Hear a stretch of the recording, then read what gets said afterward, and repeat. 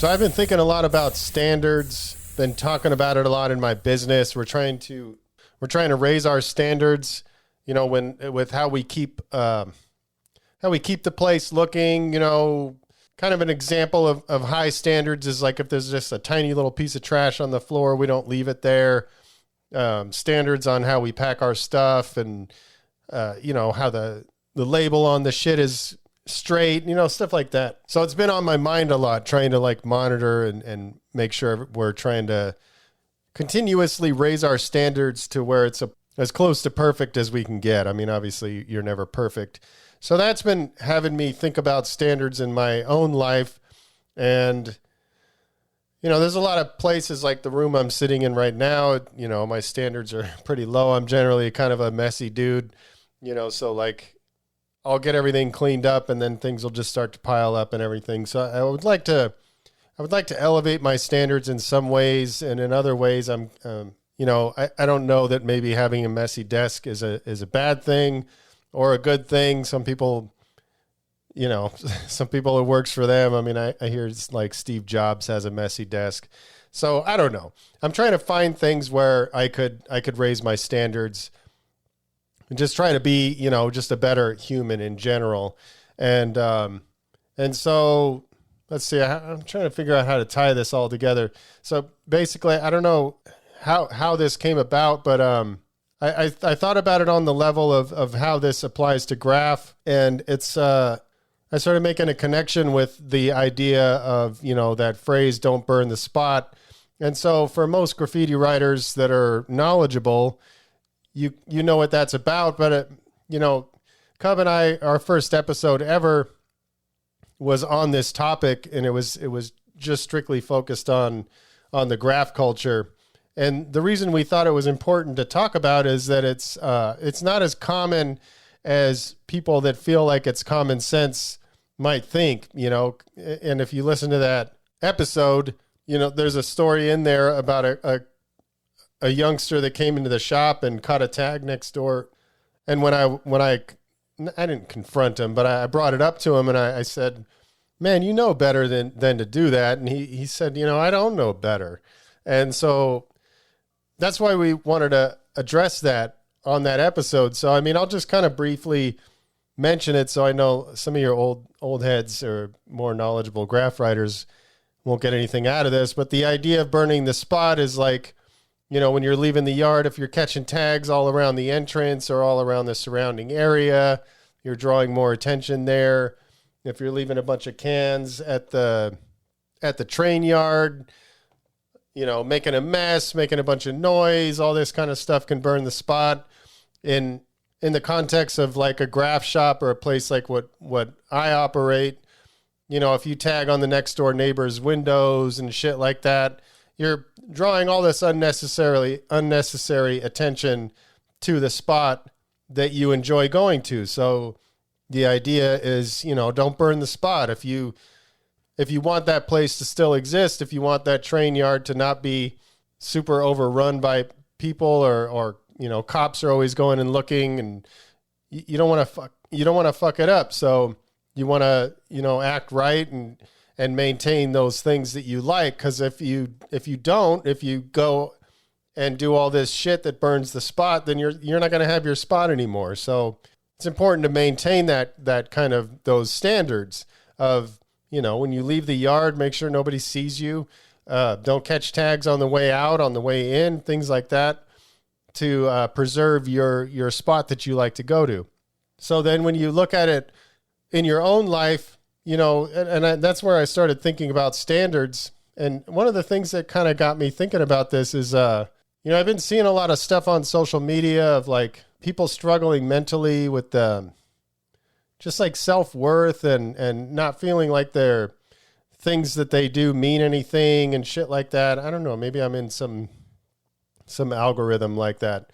I don't personally feel like that, but I'm starting to see all this stuff, and I think there probably are a lot of people that are suffering from that. And, I'm not a therapist, so I don't have the answers, but some of the stuff that I've heard, like particularly some of the things that Jordan Peterson talks about it sounds to me like he's talking about raising your standards, and he says things like, you know, if you're struggling and you know, your view of yourself is very low, you know, one thing you can do is to find something to fix, you know. So like if I was really depressed or something, the room that I'm sitting in might be a good place to you know, to go after and get sorted out, you know. And you could start cleaning shit up and getting things organized and getting things put together, and you'll start generating these little wins and start feeling good. And then that can spread out into, you know, into the rest of your life. You know, you can kind of start getting things together. So I don't know. I mean, that's one thing, but what I was thinking about is like small things. And I wrote an article about this, and I was relating the graffiti, don't burn the spot concept to raising your standards in, you know, in your regular life, you know. And I wrote this on Facebook, so I was trying to keep it really short. And so one example that I came up with was I went to this part of this entrepreneur group called the Arte Syndicate, and I went to one of these summit things, and it's I've never been to anything like this before. It's basically like an entrepreneur meetup, and it's several days long, and they bring in guest speakers, they have Q&A, and you have time to network with other entrepreneurs. So it's about kind of getting in the room with other people that are winning and that are pushing themselves, and you can kind of sort of feed off that energy and maybe make some connections and shit like that. So it was a really cool experience. But one of the most beneficial things out of that whole experience that happened for me was we went to the First Form headquarters, and First Form is owned by Andy Frisella. He's one of the mentors in that program. If you're looking for an example of a company that's run on incredibly high standards, I don't know that another company exists that, what's the wording? I think I'm messing this up. There may not be a better example out there than First Form. I mean, not that I know of. So one example was, I think we were at a dinner or something, and they said, we're going to go to First Form headquarters tomorrow, and we just wanted to prepare you guys for how you need to behave when you're there. And they said that a previous group had gone there, and they didn't live by the standards that had been set by the company. And one of the examples was, after a while, the bathroom, there was like water all over the counters and towels and shit like that, and it wasn't up to the standards. So the standards that they live by at that place is when you go in and you use the restroom and you wash your hands, obviously, like, you go to grab the paper towels and maybe you drop a little bit of water on the counter, on the sink. When you go to turn the faucet off, your hands are wet, so there's some droplets of water there. So their standards are so high that once they're done drying their hands off, they use the towel to wipe up all that water, wipe the faucet down, so everything is dry and looks like it just got cleaned right after they're done using it. And so I've been doing that now. So like at my business, when I wash my hands, I do that same shit. And so it's a small thing. And so I guess maybe the point I really wanted to nail down on this, and what I sort of ended the article with was, you know, those kind of things that you don't think about, and you might not think that they matter. Like I didn't think that wiping the water up would matter at all, because I was like, it's water, it's just going to evaporate, who cares?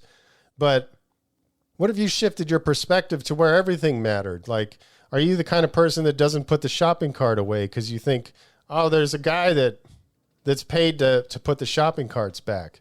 But, you know, you use the cart. So are you the guy that doesn't put the cart away? You know, it's stuff like that. Like, maybe you don't think it matters, and maybe in the grand scheme of things, maybe it doesn't. But what if you treated everything like it matters? How many things in your life would improve? How many things in the world would improve? And you see people, and that's just kind of like one thing, but you know, you see people, and this kind of thing infuriates me. Like, I was driving, I don't know, maybe 6 months ago or something, and this lady turned in front of me, and she had one of those disposable masks on, and she just pulls the mask on and just throws it out her window. And like, I wanted to fucking stop my car in the middle of the street and grab the mask and chase her down and throw the mask back in her car. Like, it was, I don't know, it was just so disappointing. It's like, that shit matters. Like, that shit matters. You may not think it matters, but it does, you know, like that person is the kind of person that would do that. That has to spill into other parts of her life. There's no way that it doesn't. Like, if you don't give a shit and you're throwing trash out your window that could end up in the sewage system, or not even that's not the sewage. It could drain out into the ocean. You know, it's just like, it's just about living your life at a higher standard. And by picking all of these kind of little things that you could do, I would imagine it would have a profound impact if you're doing this all the time, because I'm losing my train of thought. Because collectively, if we're all elevating our standards, it's not just one piece of trash. It's millions of pieces of trash. It's millions of shopping carts. It's millions of all these other things. Like, if you're a dude and you're using a public toilet, and, you know, it's natural that, you know, you're pissing into water, so it's going to drip out sometimes, and maybe a couple drops will get on the rim. Do you leave that there, or do you wipe it down? Do you wipe it off? Like, I wipe it off every time. I mean, it's like, it's gross, because a lot of times it's not just my piss, but it's like, that's the standard I want to be at. Like, if I make a mess, I want to clean up the mess, you know? It's a lot of different things, and they all seem small, but if we all collectively did these things, I would imagine it would lead to very big changes. So I don't know. So I'm doing these newsletters, as I mentioned. I'm trying to write more articles and do different kinds of content. And I send these out every week. So if you're interested in getting on that mailing list, it's through my company, Machine Studio. So you can go to machinestudio.com, and a pop-up may come if you've never been on the site before. If it doesn't, you can just scroll to the bottom and you can sign up for the newsletter there. I generally just send out shit like that, like articles, how-to videos, and stuff like that. Very rarely I might say, hey, we got a new color of drip machine or something like that. But the email is never just that. It's usually mixed in with some other stuff. So if you have any interest in that, go ahead and sign up. I also announce podcast episode releases. If you would be interested in seeing that, go ahead and check that out. I think that's all I got. So try it. Raise your standards. See how it makes you feel. I appreciate you. Talk to you next week.